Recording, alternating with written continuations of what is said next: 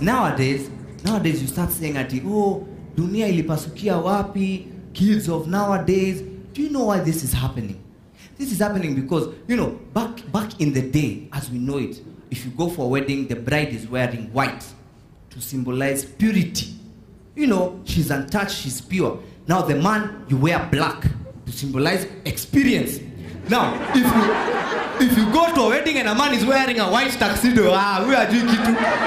At the African wear, yeah, ladies, African wear. That doesn't know. You know, you wear black. You have to show experience. No, I'm not making this up. These are things that are there. You see, even biologically, for a lady, there are measures put in place, not by me, by a higher power, so that you have proof that you are pure. There is proof. You know, sometimes they start saying, oh, I started riding a bike. Oh, it's this soap I'm using. Nilipanda mti vitu zikararuka. But naturally, there are things to be put there. For men, there are no. I can stand here and say, you know, I don't know. I'm not experienced. You never know. Sinukweli. But now, men, your version of getting experience has changed. You start experimenting on your own, wasting genes. Wasting good genes. Yani, you're unfaithful to petroleum products. And so, unaanza na Rexona, unaona wahu, Rexona, unatoka hapo, unaenda kwa Dettol, Juli Gishuru. Wow, unatoka hapo, wow, is that you, Yvonne Chaka? Life boy, unaenda hapo. Yani, even though mmeamua, some of you are going to extremes, munaenda kwa wale wasichana wa just jik it, kanungo. Let me tell you, men, jik has 101 use. That is not one of them. Utachoma vitu. Wasting genes. Yani you sit somewhere and start wasting genes. You throw away professors, you throw away doctors, you throw away wasting. Unaona, I can't do this on my own. You look for someone, unaanza na neighbor. How's it? You waste genes, you waste all the good leaders, all of them, you waste them. Umewacha kwa choo huko, wengine umewacha koinange, you waste all of them. And then 38 years later, you decide now, I want to settle down and bring forth a seed into this world. Now, mume waste all the good genes, munaweza kutupatia vitu za maajabu. Watu wa kukulana roho huko Amerika, watu wa tumidomo hivi, watu wa kutuibia pesa yetu ya NHIF, because all the good genes you have wasted them. You have wasted all the good genes. Mume decide kutupatia that kinywa guy. That kinywa, you know, that guy, he's changed how we communicate. You know, you can't just say everything hivi juju. Kinywa ula kukula watu roho na minds akiwa wapi. You come and say, your story imeniuma roho sana. Yo, kinywa thinks about it differently. You say, I've got a new job na imenikula kichwa, imenikula akili sana. You are giving kinywa ideas. That guy should be investigated. I saw kwa page ya Dettol Heart Run ati amelike. That guy should be investigated. That Kinywa guy. You know, because that man, we are causing all this. We are bringing forth, some funny genes that, you know, you don't understand. Now my father was not that kind of a guy. Have you guys realized I'm calling him my father, not daddy, at old man, my old folk, my Zex, my Zach. No, my father. You know, there's a difference. There's a difference between being a daddy and being a father. You can be a father, but not necessarily a daddy. And you can be a daddy, but not a father. Now, a father is someone who has figure, someone who has respect. You know, as a father, when you go home and you just hoot everyone in the house, wanaanza kubabaika. Umefanya homework. Your wife, no, wait, what are you doing in the sitting room? Can you go to the kitchen? You know, by the time you enter, TV mezimwa, because you're a father. You know, there's presence. You enter, you don't even say hi, you just say, People answer. You know, your lady comes and akupatia your slippers. Alright, umeleft. Now you are a daddy. Wait, first of all, when unajifunguliaka gate. You know, I'm a daddy, I'm a cool guy. Now, you knock. watu wafungui. Kwa nini? Wana watch kipindi yao.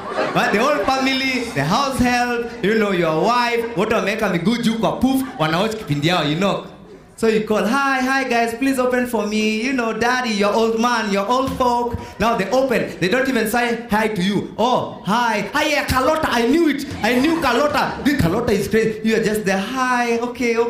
I'm a cool daddy. You go to the you go to the bedroom. You go to the bedroom, and now your wife is there, she's watching. Then she's saying, auntie, go to the bedroom, bring for me my remover and my nail polish. Na auntie atakuja kwa bedroom too. You know, it's mnapitana na wewe uko na katawel kako unaenda kuoga. You're a cool daddy.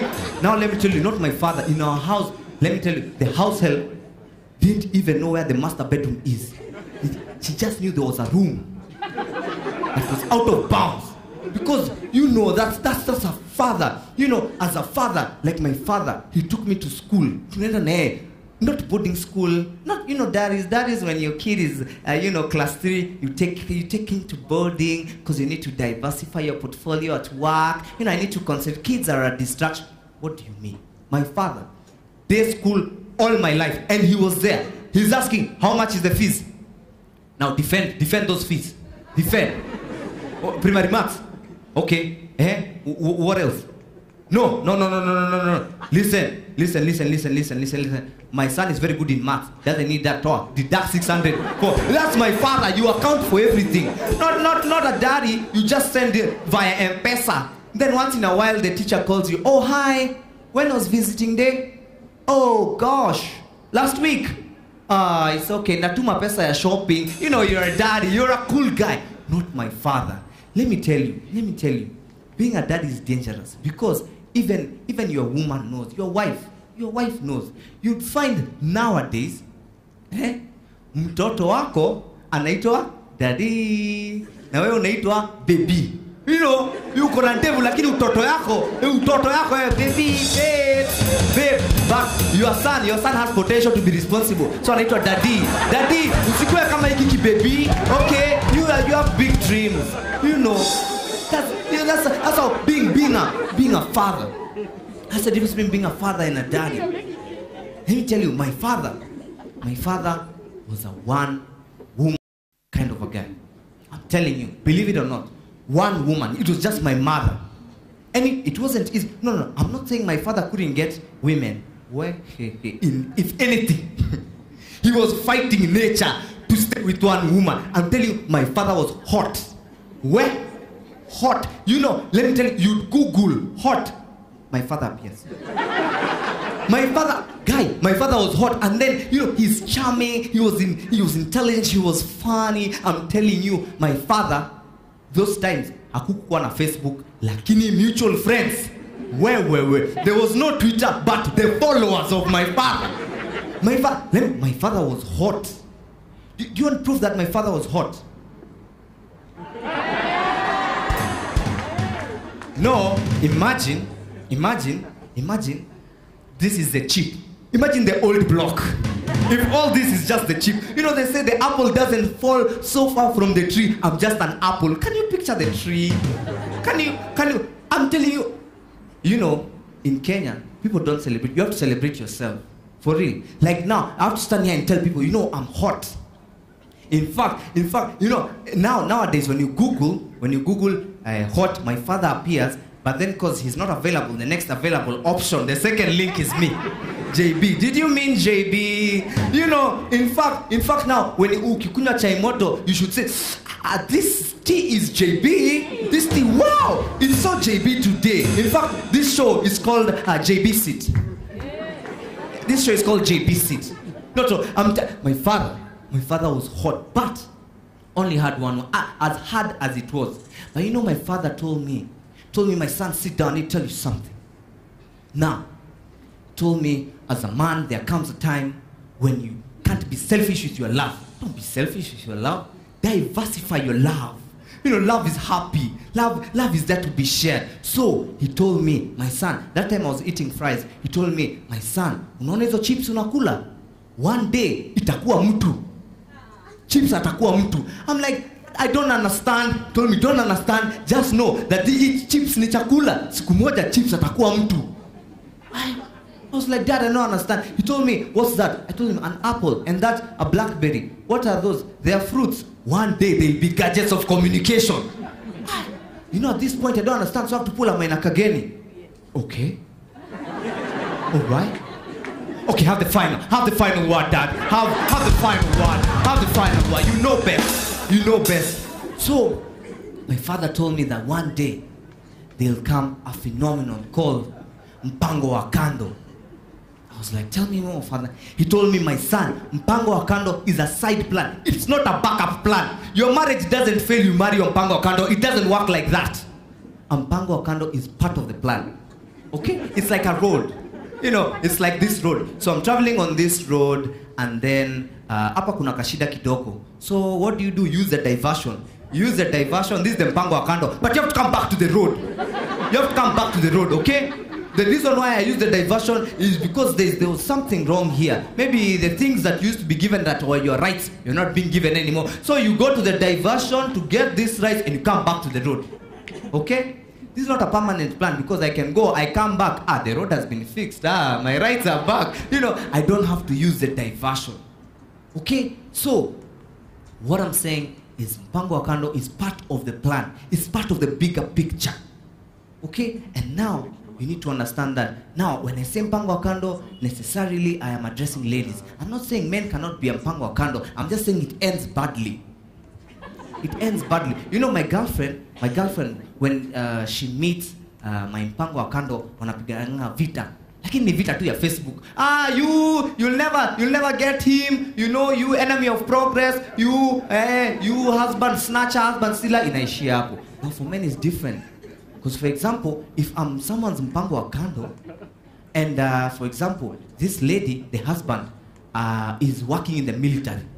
Anapigana vita ya Operation Linda Nchi. You can imagine ile vita atapigana ya Operation Linda Bibi. You know, I'd meet him and then he tells me, you're JB. Okay. Now, I heard you're very close with my wife. Are you a fan of radio? Afungue radio.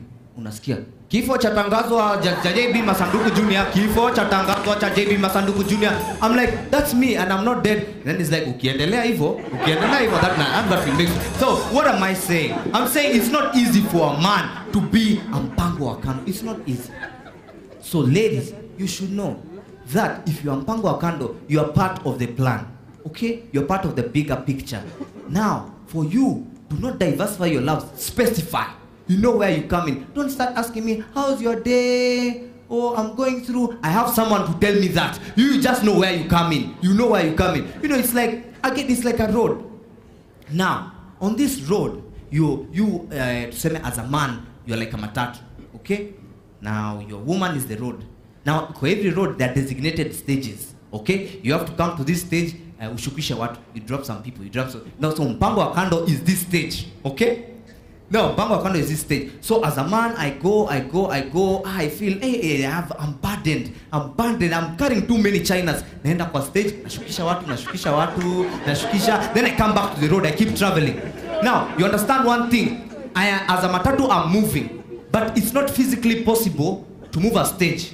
Kama stage ni hiyo. So, if I call you my Mpango wa Kando and tell you I'll call you on Thursday, do not start calling me on Wednesday. Goja na kuja Thursday. I'll come and drop what. Alright? Don't start calling me. I was just wondering what you have. No, I'll call you on Thursday. I'll call you on Thursday.